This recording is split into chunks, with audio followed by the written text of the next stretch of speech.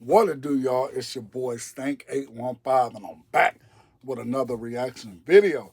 Y'all new to this channel, man, make sure you hit that like, subscribe, share, comment, get notified when I do these reaction videos.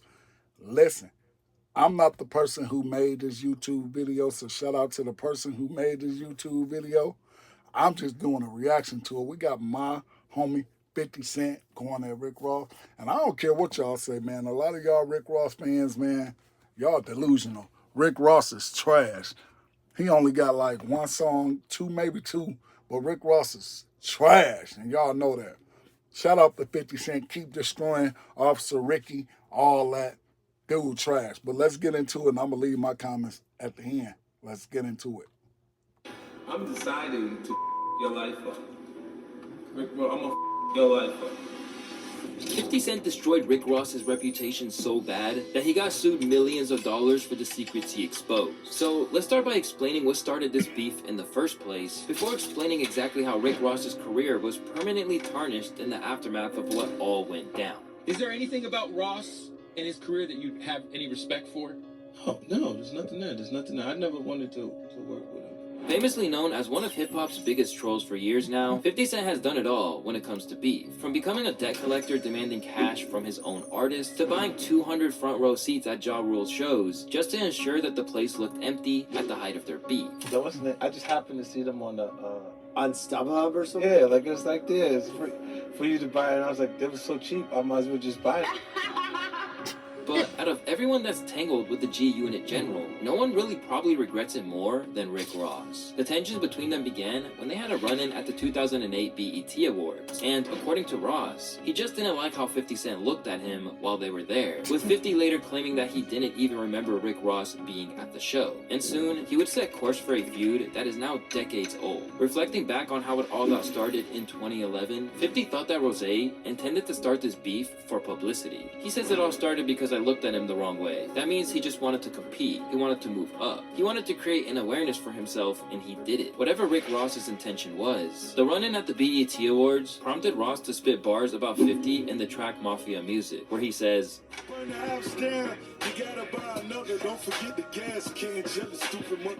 now, in case that doesn't make much sense to you, what Ross is referring to is a house fire that engulfed the home of 50's baby mama, Shaniqua Tompkins. At the time that incident occurred, 50 and Shaniqua were engaged in an intense custody battle over their son Marquise, as well as the house that went ablaze. He's obsessed. He's very obsessed, she said at the time. We're in litigation. We're fighting over the house. He said he was gonna have someone come kill me and watch what he does. He made no contact to even see how his son is doing. I'm very upset. Although reps for 50 confirmed that he was in Louisiana at the time of the fire, Shaniqua says that she heard intruders just before it went into flame. Someone threw something through the window and the house just ignited. Couldn't even make it downstairs. We had to jump out the window. Do you think he hired someone to do it? Yes, of course. I know he's too much of a coward to do anything himself. But there's also claims from authorities that the fire was very suspicious. And the authorities are saying that right now it looks like the fire was set, that it was not an accident.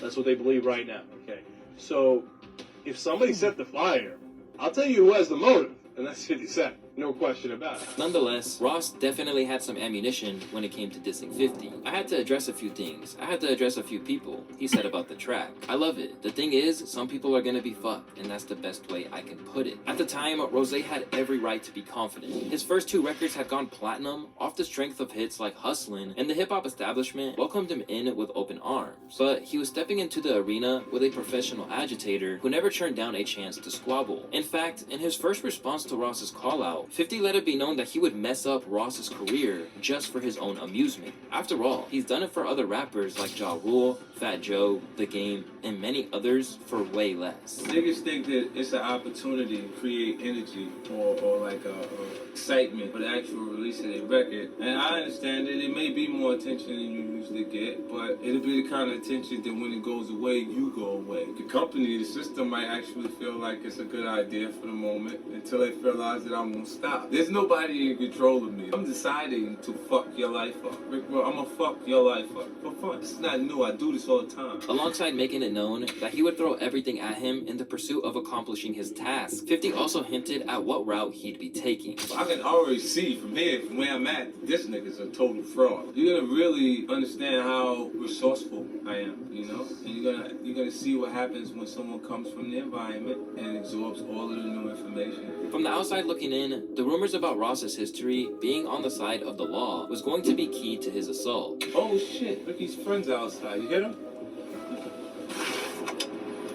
There they go. Oh man, Ricky's crew. He said he got a $2 million crew in New York City. He's talking about the NYPD.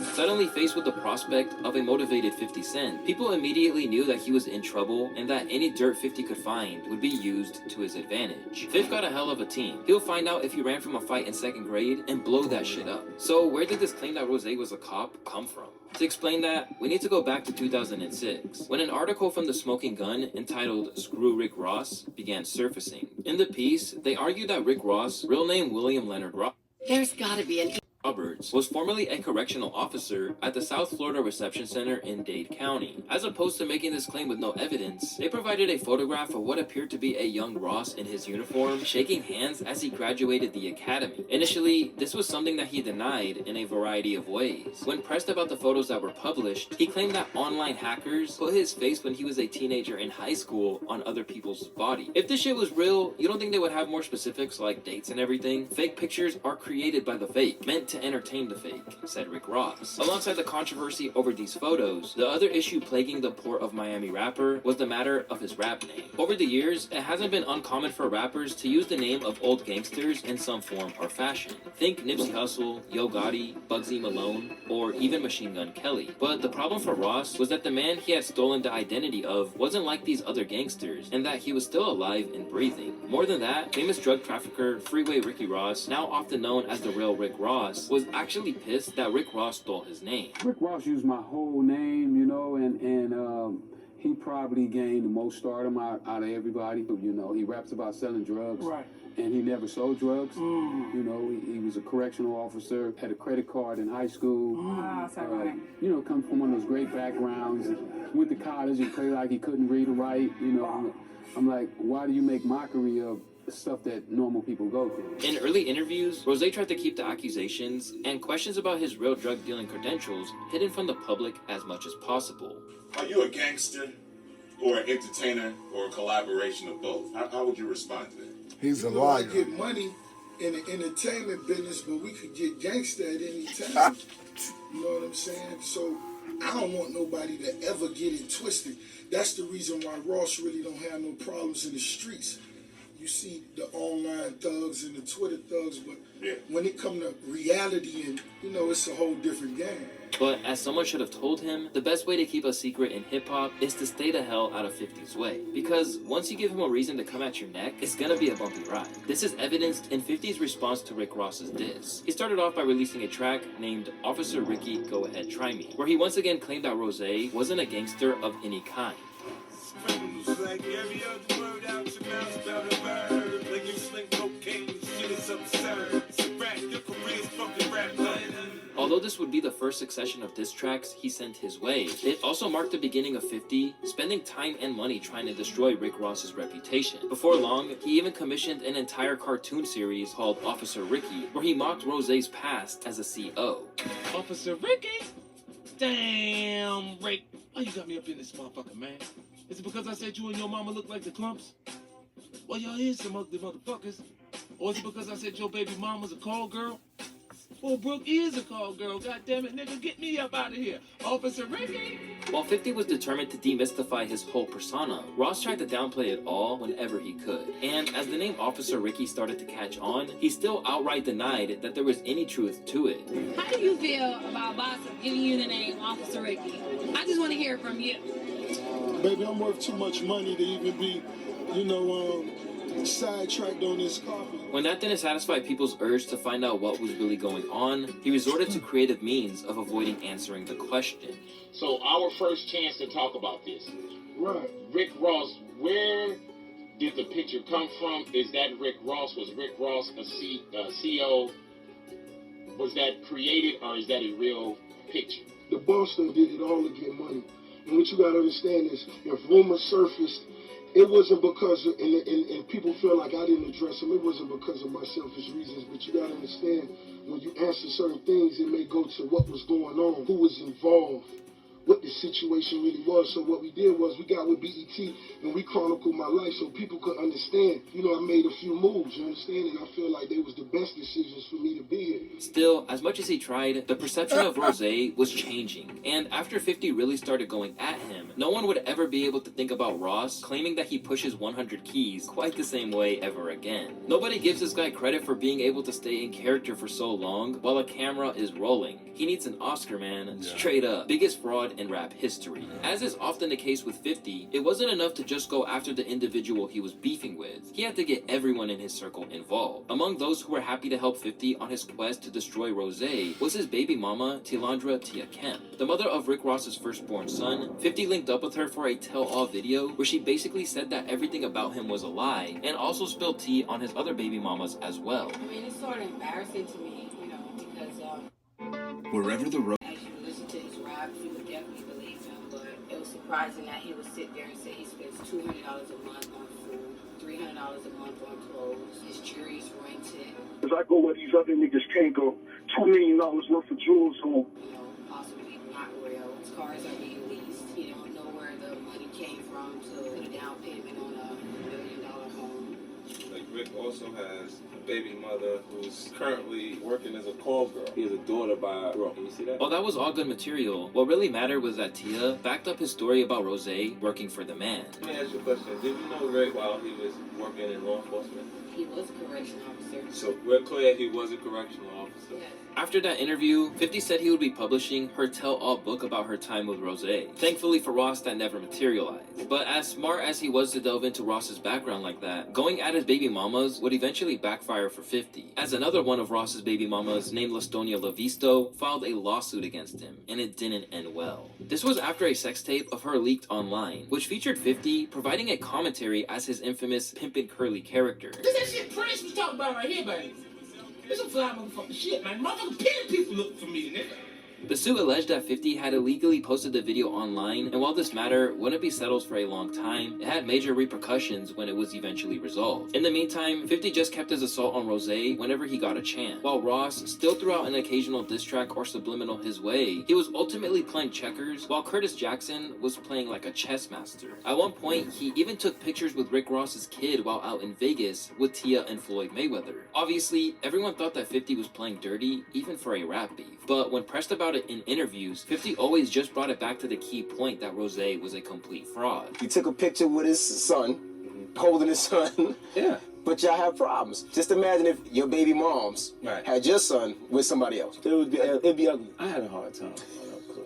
You know, my son's mom knows that my actions would reflect that, so she won't do it. She won't chance it. The people who know me know my capabilities. They'll stop. You know, people who think I'm trying, I gotta gauge. I gotta look and see who's this guy before, you know, like you get into a space. Because I believe you. When every day I'm hustling, I'm thinking that's who he is. Then you look at the back and go, wait, he's a cop. You serious? And anything else that comes out is go, okay, I can't even take this serious. I gotta go Pimpin' Curly. That is something else that's effective and laugh at it so no one else takes it serious. Suddenly called Officer Ricky by basically all of the hip-hop fan base, 50 may not have been the first to discover Ross's law enforcement past, but he's definitely the one who brought awareness to it. So much so that over time, it even made its way outside of hip-hop circles. That's Rick Ross.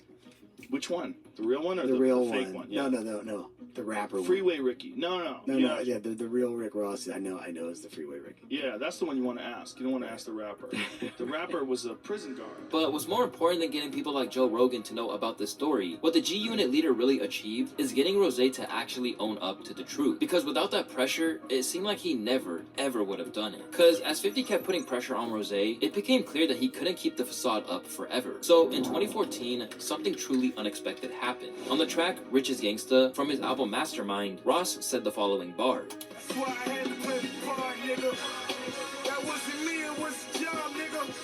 For the first time in his career, Ross had finally admitted to the worst kept secret in hip-hop that 50 had spent over 5 years trying to expose. And in interviews, he eventually came clean. Most definitely refer to, you know, me being a CO. I wouldn't change nothing. You understand? I wouldn't change nothing.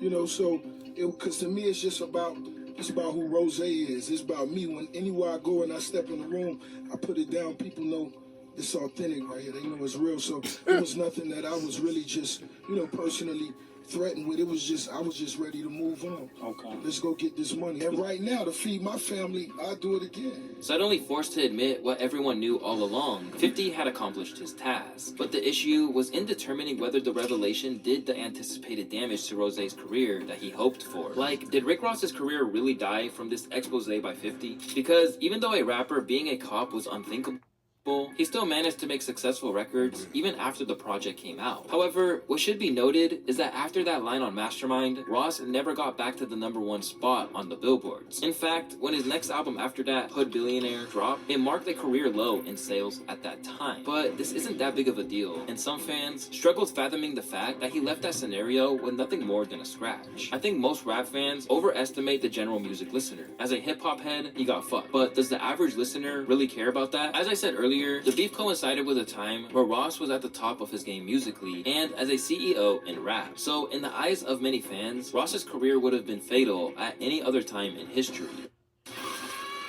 Ross's career only survived because of his updated roster, Meek, Wale, and Omarion. The song BMF had the whole summer on lock in 2010. Lex Luger beats, Rich Forever, self-made albums, appearing on artists' songs, and staying consistent through all the problems. That's how Ross's career stayed up and running. As for 50, his victory in the beef was bittersweet, as he took losses as well. In 2015, 50 was offered to pay $5 million to Lastonia Livingston for the leaking of her sex tape in 2009. This led him to file for bankruptcy, and as a result, 50 routinely tried to countersue and claimed that Ross was responsible for the tape leaking. This legal dispute has raged on ever since and even led to Rose issuing a statement to attempt to put the whole thing to bed altogether. Although I have no ill will towards Curtis personally, I believe he truly dislikes me, Ross wrote. It is obvious that Curtis and I have had our beef over the years, but enough is enough. Despite all of that, 50 ultimately got what he wanted out of this beef, as now, no one looks at Ross like a gangster. In fact, he openly speaks about being a CO on podcasts now, even if he still tries to play it off like he was doing it for some ulterior motive.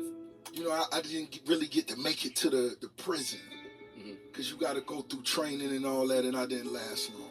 Right. I may have last 4 months. Right. Before they said, yeah, I was a little tardy. What made you want to do that? One of my big homies had just got in trouble, and a lot of things were going on, and he just suggested it. Even though Ross has said that he had enough, the feud still rages on to this day, and it's clear that the MMG boss is still in his feelings about it a little. Just look at how he went out of his way to respond after Charlamagne called 50 a diabolical genius. And something else I seen that I thought was actually kind of cute. Charlamagne referred to 50 Cent as a diabolical genius.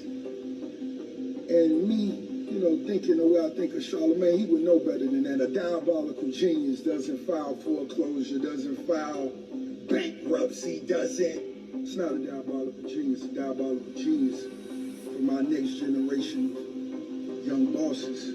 They buying Delta. They buying the Miami Heat. They making big boy moves. Cracking jokes on somebody don't make you diabolical. But even as he tried to point out 50's own flaws, all he got back was a reminder that he was exposed. 50 ain't worried about Officer Ricky. Officer Ricky doesn't even know the meaning of the word diabolical. Although Rick Ross is still a successful rapper and businessman, even if his sales are declining a little these days, 50 Cent has created a situation where there's always going to be a blemish next to Ross's name after he stupidly decided to come for him. I just want to say this. Y'all can say whatever y'all want. And I said this before, Rick Ross is a good business person. But, bro, you made up your whole life, to get rich. You sold your soul, in my opinion. But, man, I never been a fan of Rick Ross. I knew it was something about this guy. You could just tell, But, man, I rock with 50 Cent, man. A lot of y'all still rock with Rick Ross, man. Maybe because some of y'all are CEOs too, and y'all, Officer Ricky's out there pretending to be, it's a lot of Officer Ricky's out there. It's a lot of Rick Rosses out there, pretending to be in the game, but really You know, y'all at the comment section, y'all let me know how y'all feel about this situation. Shout out to 50 Cent.